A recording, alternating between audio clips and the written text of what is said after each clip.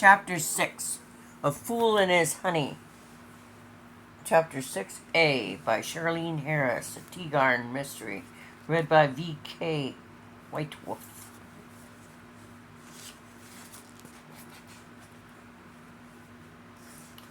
We started out in the dark early the next morning. We didn't have anyone to see Rory in the car with us.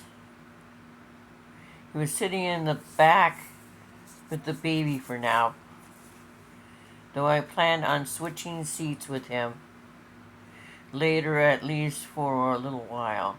Martin would do the driving.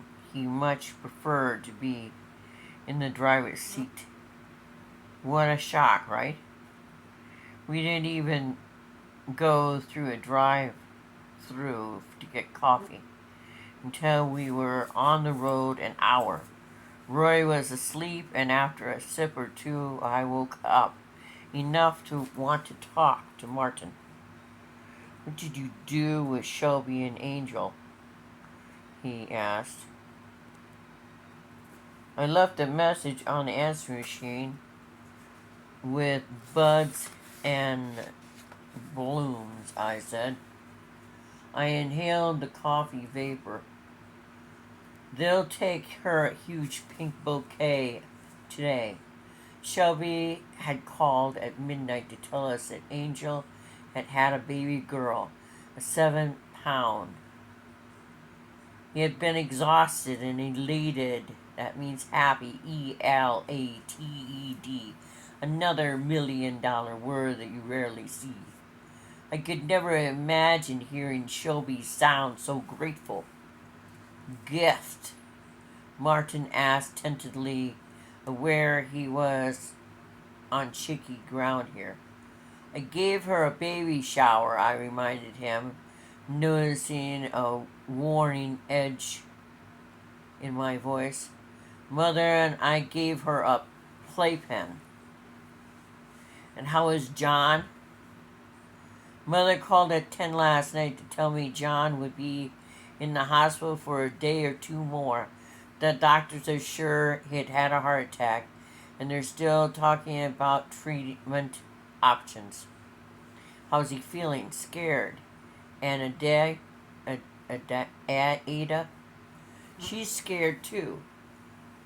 But you would find it hard to tell." Martin was closer to my mother's age than mine, but it still felt strange to hear him call her by her first name. "I know how hard this is on you." In the lightning gloom, I could tell Martin had turned briefly to look at me before refocusing on the highway.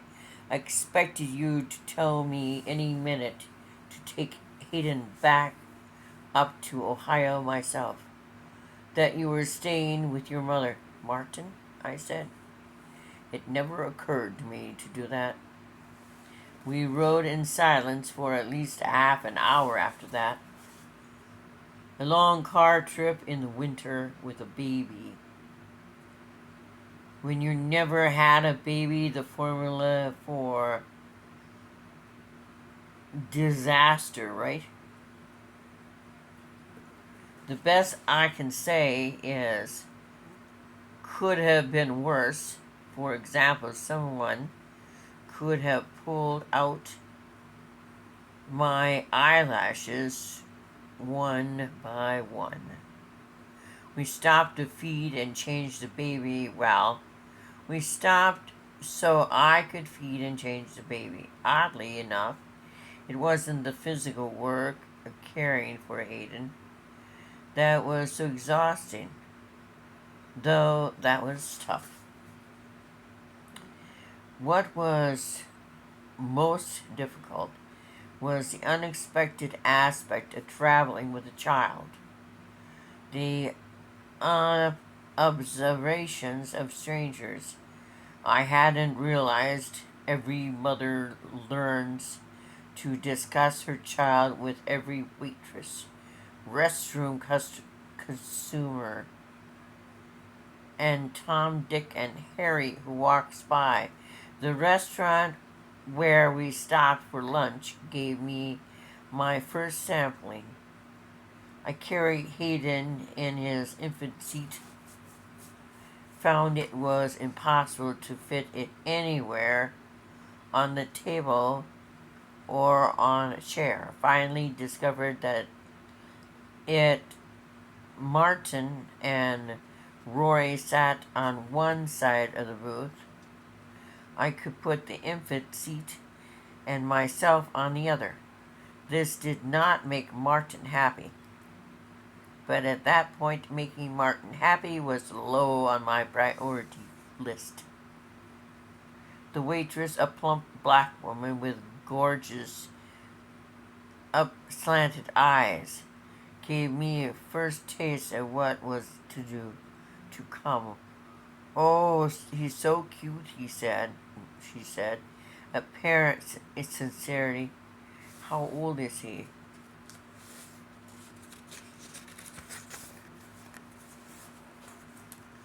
"A month," I said, as Rory said. 2.5 weeks. She laughed as Rory and I glared at each other. "He's a big baby," she said admirably. "How much was he?" I stared at her blankly, causewise. "He weighed 8 pounds, 5 ounces," Rory said firmly. So the correct answer was his birth weight. I tried to remember that. I smiled at Rory. "Oh, that's sweet," the woman said. Kendra, her name tag read, commented handing us menus. "The daddy knows the birth weight." "Oh, he's a great father," I assured her, suddenly feeling quite giddy. He was there the whole time. As Kendra observed the age difference between me and Rory, her eyes widened. "Can I get you something to drink?" she asked in a subdued voice. When we'd all ordered, I fished a bottle out of the cooler and asked Kendra if she'd heat it up for us. That was another thing I learned on the trip, how to ask favors, some of them outrageous, of complete strangers. When you're functioning as a mom, you have to.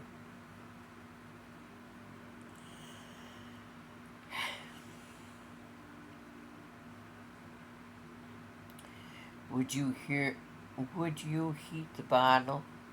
Bring extra napkins? Throw away a dirty diaper?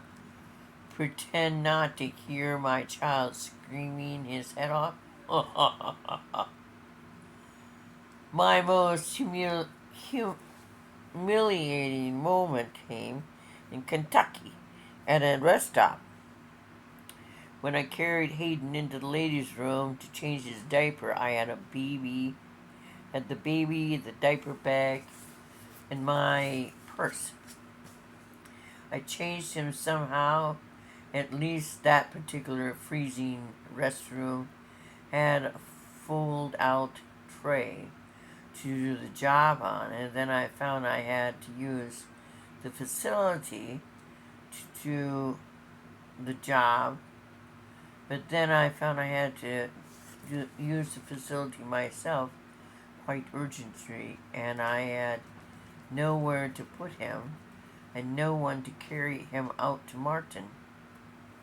I don't think I've done anything as complicated in my life as tried to pull down my slacks and underwear in a cubicle the size of a phone booth while holding a baby, a bulky diaper bag, and a purse, and wearing a coat.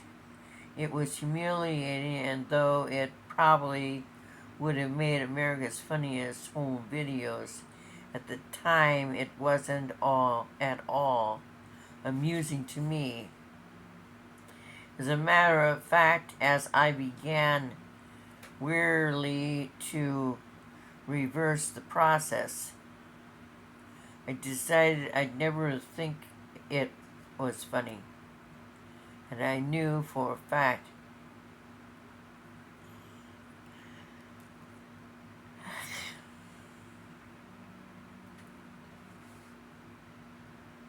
that Martin would never get over being called Grandpa by one well-meaning cashier. It was lucky for Rory that Martin hadn't noticed his suppressed smile, and lucky for me that my own face was too tired to form a grin I felt rising to my lips. Most of our conversation on the trip consisted of Martin trying to get Rory to give us more specific about Craig and the baby, and Regina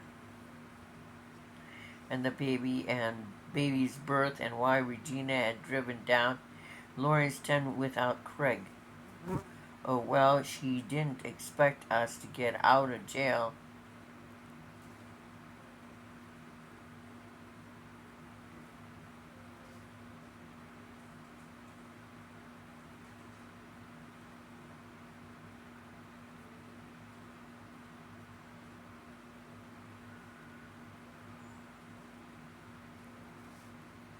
Oh well,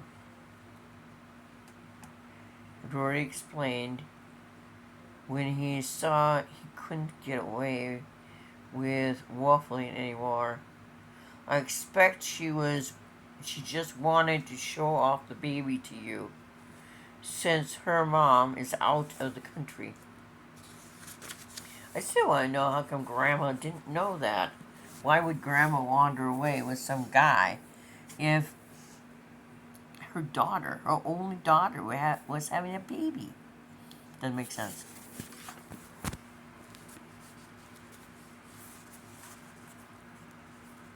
Does my sister know she's a grandma? Huh?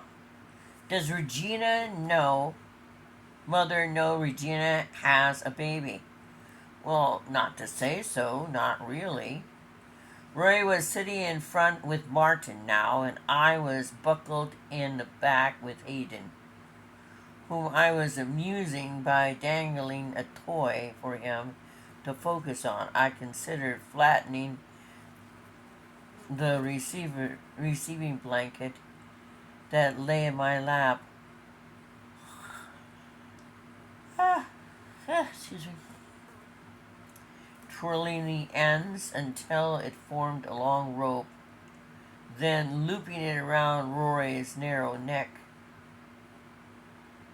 He'd spit out the truth then, I told myself translucently, realizing I was somehow beyond tired. Is this baby really Regina's? I asked sharply. Or did she steal Hayden from someone? Martin closed his eyes briefly, then focused on the road. Of course this is Regina's baby, our companion said, as indignant as he could manage to be. How do you know? Craig drove her to the midwife's. And you watched the baby being born? Hell no. But you were at the midwife's. Well, Rory seemed to think deeply, and that seemed to be difficult for him. Not exactly. Not me so much as Craig. I think I was in jail. I looped the ends of the receiving blanket around each hand so I could get a good grip, just waiting for a nod from Martin to choke this goofball.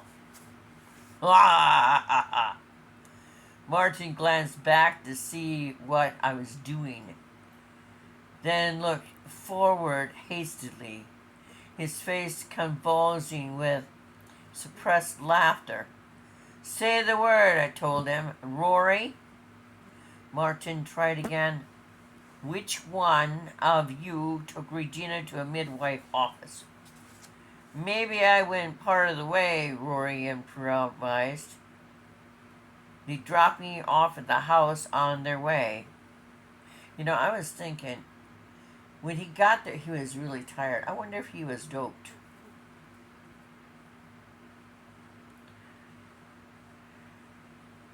And this baby Hayden, the one in the back seat, is the child of Regina and Craig. Gosh, I don't know. They all look alike, don't they? Martin turned a little and directed his next words at me. I'm actually tempted, he said. Keep it handy. So he knew what she had in her hands.